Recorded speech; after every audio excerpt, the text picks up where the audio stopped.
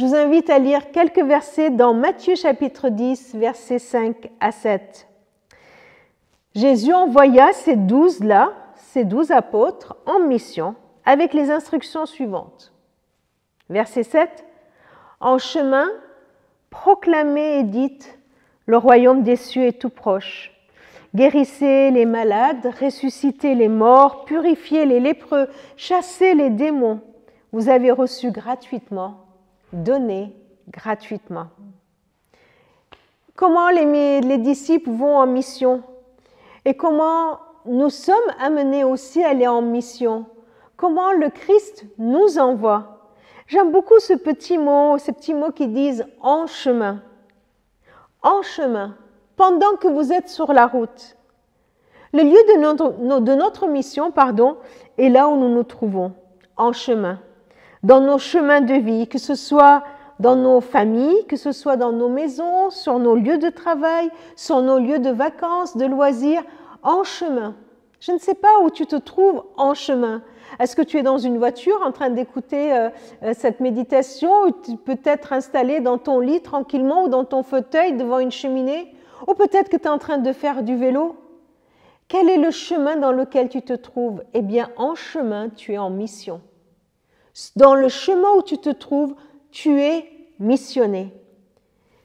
Ces disciples, ils sont missionnés avec un message qu'ils ont à proclamer. Ce message est simple, le royaume de Dieu est proche.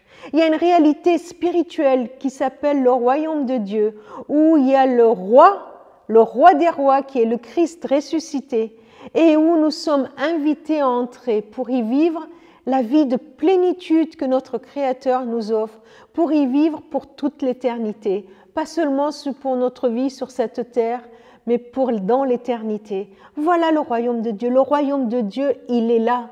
Il est déjà là. On peut y rentrer dès maintenant. Pas besoin de l'attendre encore longtemps. Pas besoin d'attendre qu'il soit accompli. Il est déjà accompli. Il est déjà là.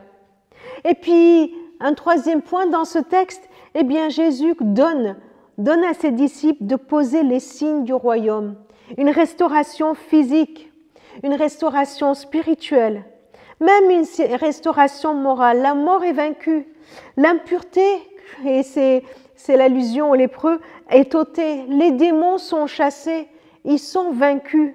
Alors oui, dans ce royaume, il y a une restauration globale, entière de notre être.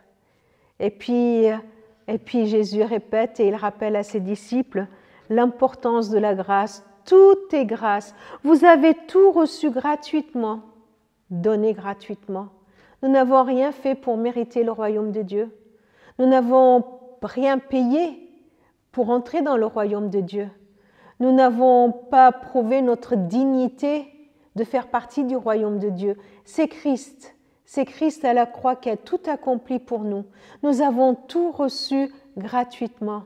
Alors à notre tour, proclamons, donnons gratuitement et posons ainsi dans notre façon d'être, dans nos relations les uns avec les autres, la grâce que nous avons reçue, posons-la, proclamons-la, manifestons-la par notre vie. Tout est grâce. Vivons dans la grâce avec Dieu et annonçons la grâce à tous ceux qui nous entourent.